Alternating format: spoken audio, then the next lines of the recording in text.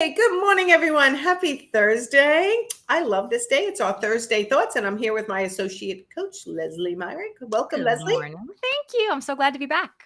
I'm glad to have you back. And I think this is a great topic because it's funny how many designers want to work in these luxury markets with the affluent because they have this feeling that they're just going to be appreciative of their service and that they're going to pay them what they're worth. And sometimes that's not always the case, right? The luxury market is a whole different clientele. Mhm. But today, specifically, I wanted to talk about how marketing to the affluent is very different from marketing to, I don't know what to say, like mainstream America, upper middle class who use designers also, is where most designers sit with their marketing. But when you want to go into that luxury market, it's a whole different ballgame, Yeah. right? You're working on it now, correct? Mhm. That's a huge part of my transformation in my business this year is working on that up leveling, the shifts I need to make, how I'm like, there's a whole lot to it. But yeah, it's very intentional. You can't just stumble upon high-end luxury clients. They're looking for Well, more than just the result. They want that whole experience and they want to know that you understand them and how they want to do things. yes, and there's a specific way of approaching luxury clients. So I wanted to talk a little bit about that. It's not for everybody. I'm going to be clear on that. Some people try to get into the luxury market. It doesn't happen. They go back to that upper middle class market, which is okay too. Different service models for different needs is different. Your ladder of services will actually, I didn't even put this as a suggestion, but your ladder of services for luxury clients is going to be different than your ladder of services for non-luxury, non as much luxury clients, right? Not as luxurious. So let's just start with number one, right? Intentionally placing yourself where luxury clients hang out. So Mhm. you got to go, where do I live?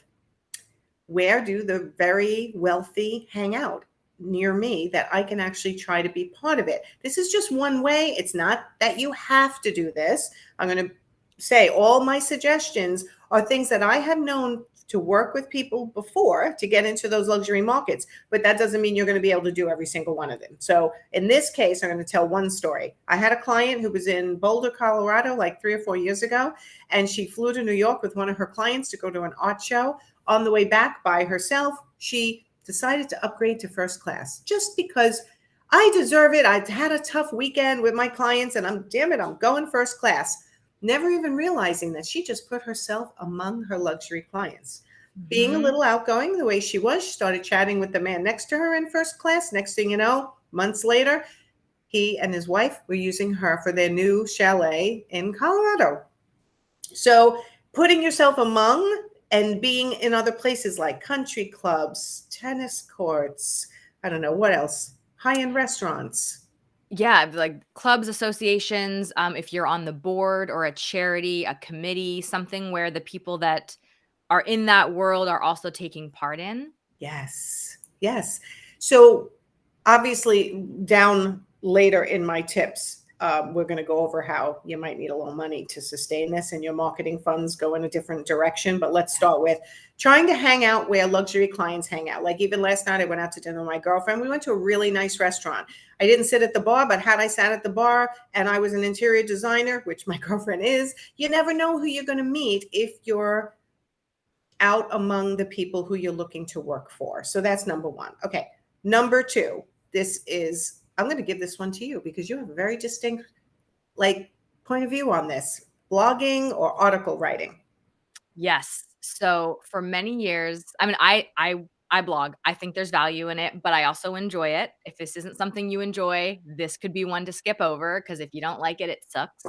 But for many years, I was putting out a weekly blog and all this content and here's how to pick your rug size and here's your favorite paint color and my favorite and I was doing all this like content and it was all how to. And you know who I was attracting? DIYers and people Yep. who are just not ready to invest in an interior designer. Yep. And in the past 6 months or so, I have dramatically shifted my strategy thanks to Nancy.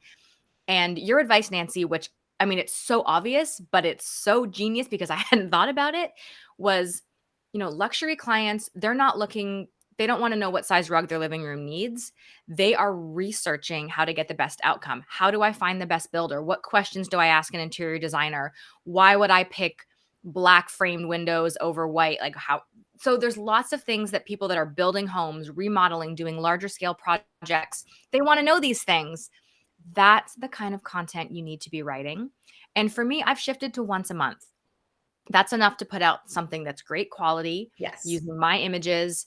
I'm being very intentional about the topic I'm picking, the keywords I'm using, making sure that I'm involving keywords that these clients would be typing in to find me, and sprinkling in terms that would just help in general, like, in my work as an Atlanta luxury interior designer, dot, dot, dot, and talking more about it.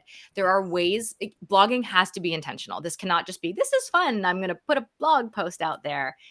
It takes strategy, but just know once a month is very doable to make it part of your marketing to luxury clients. Yeah, 100%. The once a month is what I like to see my clients doing. Not everyone can do it. I understand eventually you can hire to have your blogs written in your tone and your voice. I do that at this point. But the intentional topic is the biggest thing. And I'm just going to reiterate before we move on to number 3. Luxury clients want to make sure they're hiring the best person. They want to understand the questions they should be asking them.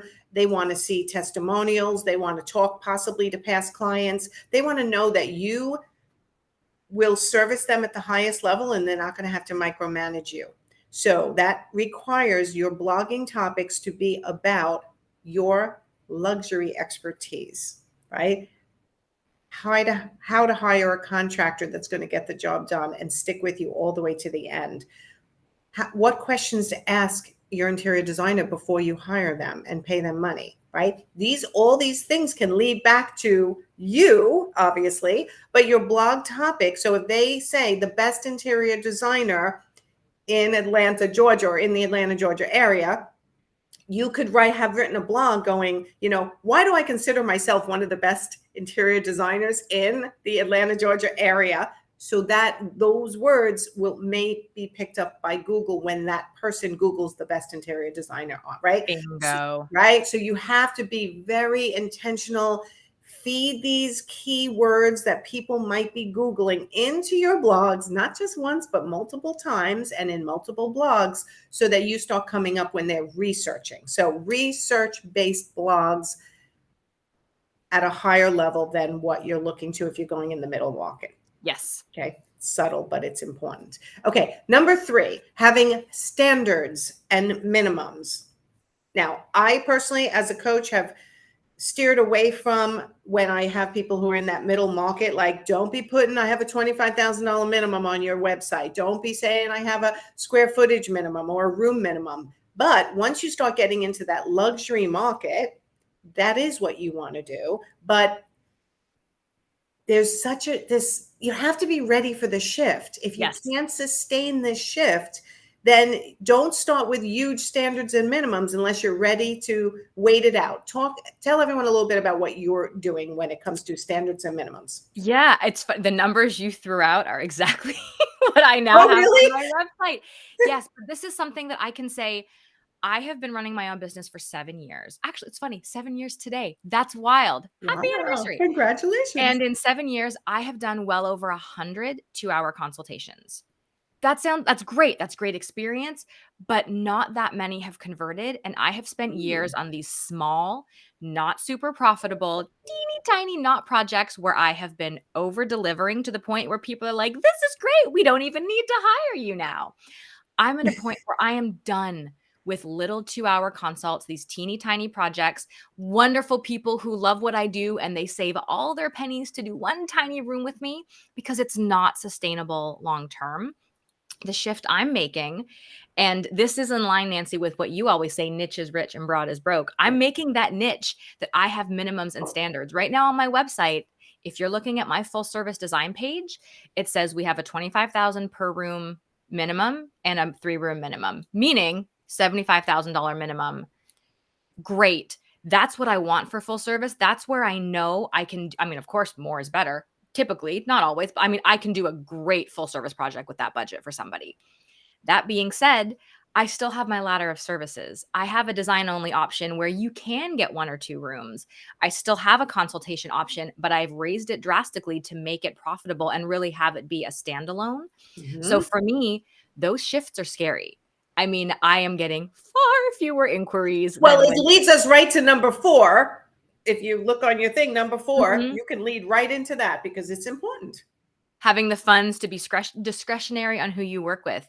Yeah, you cannot just jump into the luxury market, with your I don't even know, like, clothes from the thrift store and trying to like, that's a terrible Well, example, like, but, don't like jump into the luxury market if you only have $2,000 in your business bank account, yes. or you don't have a spouse who's funding your business for a little while until you get into it, or you don't have like a marketing dollars set aside that will Yes, drive. this is marketing money. You Yes. need I mean, there's a designer friend of mine back in Canada who gave me advice years ago about, like, you can wear whatever as long as you look put together, but you need to have a designer purse. You need to be holding something that your clients will recognize. Now, I don't know if I agree with that necessarily, and I haven't done it, but I see the value in showing your clients that you, as a person, as a brand, as a whole, are aligned in their world.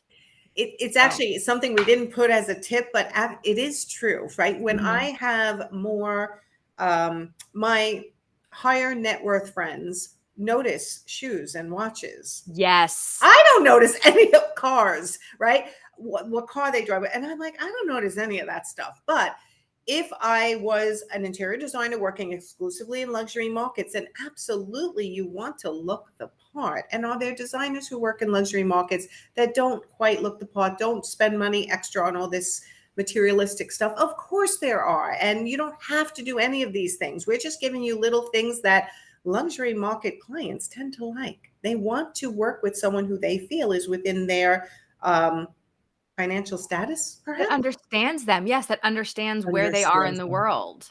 Yes. And it doesn't mean you have to be there, but your look when you walk in that door, they're going to want to feel akin to you, right? Yes.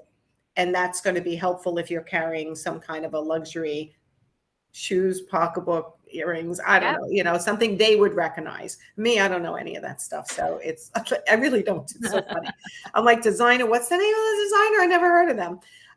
Okay. So number 4 was having the funds to be discretionary on who you work with. So if you're going to make this shift to the luxury market, understand it could take you a year of having very few clients while you're waiting for the client who is perfect for your new business model as Yes. you ascend to the luxury market. So, not an easy thing to do, but totally doable. And you're in the process of doing it. So, okay, number 5, having an exclusive process of vetting clients. So, we started saying that before, a minimum of 25,000, a minimum of 3 rooms. What other vetting? So on my website, if you went to my contact page months ago, it was book a consultation call, get on my calendar, and people could book a time and all was good. I was shocked, Nancy, the number of people who took the time to do that and then ghosted on the call. There was no Interesting. commitment. I mean, I want to say this year alone, it was 3, which I mean, not huge, but enough. I'm sitting there That's annoying. waiting. I have the time booked. That's taking me away from paid work to be present on that call. Mhm. And so for me, vetting clients, part of it now is I now have a questionnaire on my website to even get on my calendar because we want to look at those answers and say, is this a viable project? Is the investment amount realistic? Do they sound nice? Do they sound like they're kind to work with? I get some people filling out the form where it's like one word answers and it's like you can just tell them like this is not Yeah. a fit. Thank you for your time. And again, this is a scary thing because it's going to turn some people away. Some Mhm. people are not going to bother filling out a questionnaire. They don't want to do that. But for the most part, those are not your people. If you're trying to get here, the people that are serious, they understand that you're also serious, that your time is valuable, that in order to get to you, they need to follow your rules and your system. So for me, and again, this isn't like a 50-page questionnaire. These are simple questions to help me understand who they are, what they're looking for, and then figure out how I can best help them. Because it's pretty obvious when a questionnaire comes in. Is this a client that really is just, I should let them know that a 2-hour consult is the way to go? Or is this a big, juicy unicorn that I'm like, I'm gonna pick up the phone right now and call you and get Right, this project right, right, started? right. Yeah, you can see how close they are to pulling the trigger with a Yes. lot of the questions. So again, I have to reiterate, what I teach everyone is to have a ladder of services that you can work with anyone you want to work with, whether they are luxury or not. However, today we're just talking about those of you who are really trying hard to break in the luxury market. These are some of the suggestions that we've seen that I make to my clients, but also that we've seen work for people. But you have to be willing to be able to staying power through the difficult times, through the Yes. silent phone not ringing and the client who's not your ideal 5 times until the one unicorn comes. So you have to be prepared for that. And that is tough psychologically for most people who want to be It is. working all the time, right? So um yeah, just so beware. So all right, next one is not appearing too eager. I love this one because confident people won't be groveling and hoping and should I follow up and should I do this and should I do that? They will just more calm, cool, and collectively and confidently do their follow-up procedure and not tie all that emotion to it. Too much emotion involved in business most of the time when it comes to trying to sell yourself. So be calm, be cool, be collected, but do your follow-up. Just don't appear too eager because then they're going to back away. Why is this designer so eager for this job? Don't they have any other work? Right? So it butts up against that exclusivity, which a lot of luxury clients want, right? If you're too eager. So some people will condone saying you're not available till next month, or saying, let me see if I have an opening. I don't have an opening till December. Things like that. Those to me are false. They're lying, right, of your availability. I don't condone that. I never want someone to say, well, I'm not available till next month, even though you are. But there's still a way of not being too eager and saying, I happen to have a cancellation on Thursday. Does that work for you? Right? So that's another way of getting them on your calendar quickly, but not looking like you're too available. Any other Yeah. things you can think of with that? I know for me, a couple changes I made were really cooling it with exclamation marks. I know we all want to be mindful about how we appear in writing, but like, Yes. can't wait to work with you. Let's do this. I'm so excited. Like that's not the vibe that luxury clients are looking for. That's The right. other thing is on my website, it's a small change, but language matters. And I know you understand this, Nancy. Yeah. I no longer have book a call, start your project, let's get going. It's inquire. Inquire to start your project. There's that boundary, there's that exclusivity. You don't just get to start a project, you need to inquire with me and we will determine if it's a fit. And again, these shifts are scary because there's part of me that's going like, just yeah, book a call. We're good. Like, let's go. Let's do this. I'm excited. But also, Yes.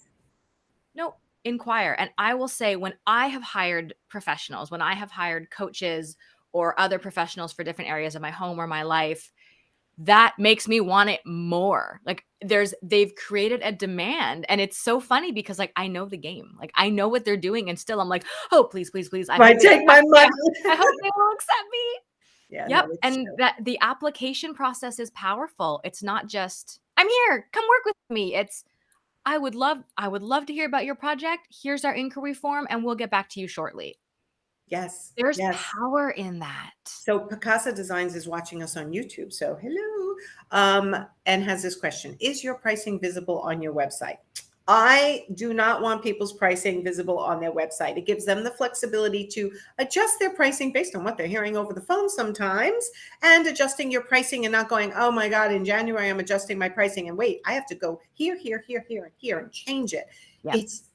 It's more work for you and it gives you more flexibility not to have your pricing. So minimums, but no, if you want to go into this luxury market, minimums, but I don't condone pricing on the website. Do you have yours on the website, Lesley? So what I have now is for my full service, I talk about those minimums. However, because my design only is all online and I'm selling it as a flat fee package, as is my consult, I have put those on there because I want people to click and buy and not spend time on the phone and having this huge onboarding process because it's a lower ticket thing. It's not that it's not priced for a luxury client. I mean, definitely my online design I know is more than what others are doing, but the point is I want to save that exclusivity. I want to save that deep relationship building, the phone call, the kind of more intense time onboarding process for the full service. And if people already self-select and they know that's not for them, at that point, I want to make it easy for them to click and buy and go forward. But no, I don't post my hourly rate. I don't typically work hourly anyway. And I only have those rates because they are flat packages that people can click and buy and get started that day. For your But virtual design. exactly, for my e-design and my consultation. Okay, awesome. And then Picasso's also saying I use investments for services. Yeah, and that's a word that I teach. Instead of saying your budget, use the word investment. Instead of saying, can you pay this price? I'll say process your payment. Like these little word adjustments make a big difference. And investment for services is a great way if you're listing your prices Yes. to say your pricing. So I love that. Okay. All right. So what tip are we up to? Not appearing too eager. We did understanding the psychology. Okay. Number seven. So many fingers. 7. Understanding the psychology of a luxury client. Read books about luxury clients, high net worth individuals. It matters. The way you market to them is different. And there's another coach, Melissa Galt, who has a very good book out. You have it on your desk, Lesley? I do. It is called Marketing Luxury Design Attracting Affluent Clients. And it's a short read, but man, there's a lot of good, like this is the sort of stuff that, because I'm not living in that world quite yet, this was like, there was a lot of great eye-opening, like, oh, one little thing that I took, and I had seen this elsewhere but never put it together, was this idea of, say you have a general email address like hello@yourdesignfirm.com or whatever. I have now changed. I used to have hello@lesleymyrick.com, and now it's concierge@lesleymyrick.com. It's a little thing. It's the same process. It's just an email address, but it lets people know that the person on the other end of that email is concierge Luxury. level. Exactly. It's a little shift, and there's tips like that in that book that I just found to be these little shifts that make a difference. Hello seems too eager. And looking at the difference in my own business. Interesting. Mhm. And of Interesting. course, I wanted to be friendly and open and available. And when I set that up, it was 7 years ago. I was just starting out on my own. But now my virtual assistant is our design concierge. She's not just a VA. She's not just an administrator. This stuff matters, though. The language matters, and how you treat your clients from the minute they find out about you matters. So Yeah. there's great resources. There's books. That's one of them. I'm sure there's others. In my business helpline, I leave messages for my clients almost every morning. I didn't leave one yet this morning, but it's important. The most important thing when it comes to running a service-based business, luxury or mid-level, is understanding the human psychology and understanding how to move someone from not being able to make a decision to being able to make a decision, and trying to get them to see the full vision. Like the psychology behind human nature and people is a huge benefit if you understand it. So reading books on luxury markets when you're trying to break into luxury markets will absolutely help you. Like Lesley said, these little tweaks in your language, in your way of you approaching certain clients, is going to be life-changing. So if this is something you're looking to do, my last tip, number 8, is be prepared to be scared shitless, because you will go months sometimes without a client. Or you'll get a lot of no's because you're higher priced, and you're going to panic and you're going to lay, do I really want to do this? Which is why I go back up to my other tips of making sure you have the funds and the wherewithal and the courage to, and the grit to sustain your patience while you're trying to break into the luxury markets. I think the biggest question people have, though, is like, they call me like, when do I pull the plug? It's not working. I'm not breaking in. And that's very hard to answer without me talking to people and going, okay, let's go over what you've tried. Let me see you and the way you present, right? Because there's tips on body language, the language you use, on your own persona, your tone of voice, your pace of your voice. All these things matter, right? Yeah. As a body language trainer, you can't believe that these things matter actually more than the words you use. your presentation when they first see you, all these little things, the way you conduct yourself in your own personal life when you're out and about, who's looking at you, who's seeing you, right? All these things matter. So be prepared to be scared if you are making a shift into the luxury market, and be prepared to be patient and Yeah. figure out how long are you giving it, right? I think this is a good thing to think about before you try to break in. How long am I going to give this? Can I sustain this for a year? Can I sustain it for 2 years? Because I really don't want to work in these other markets anymore. Right? You've got to kind of talk this through with yourself and figure it out. Yep. Right? What made you do the shift? I was just so tired of lots of little, draining, not profitable projects. Like, Mhm. we all know when we're doing full service, it's easier and more efficient and effective to do a multi-room project. A one-room full service is like the investment for your fees or receiver, all that, like, it doesn't work. And for me, I love design only. Give me like a virtual design all day long. Those are profitable and fast and easy. But that's not all I want to be doing. And I know there's a ton of possibility and revenue to be made in luxury full service, in procurement, and really getting that as a luxury thing that we do. I still want to do both. I'm not saying I won't do the others. I won't saying I won't do one room at a time, but I'm saying no to full service except for this level. And if someone wants me for and they still want to work with me and they have one or two rooms, great.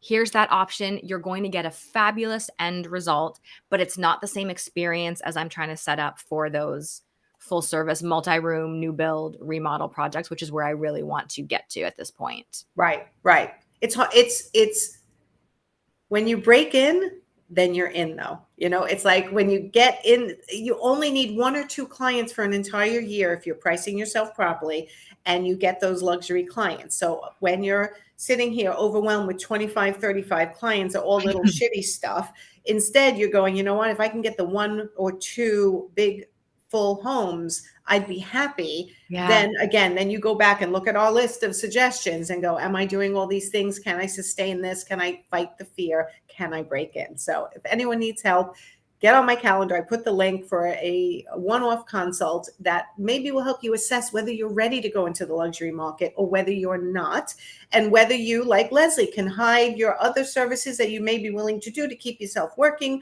for certain people in the background and just still wait for those high-end clients. It takes guts. So Yes. anyone wants help doing that, get on my calendar. Lesley and I can help you out. Otherwise, I hope this was helpful today. And thank you, Lesley. Thank you for having me, Nancy. I love these are good, juicy topics to dive into. I know, I know. I want to get I'm trying to make our lives a little bit more specific on topics that I know people are suffering from rather than always like mindset stuff, which we know everyone always suffers from. So I hope this helps somebody today. And we will see you next week on Thursday.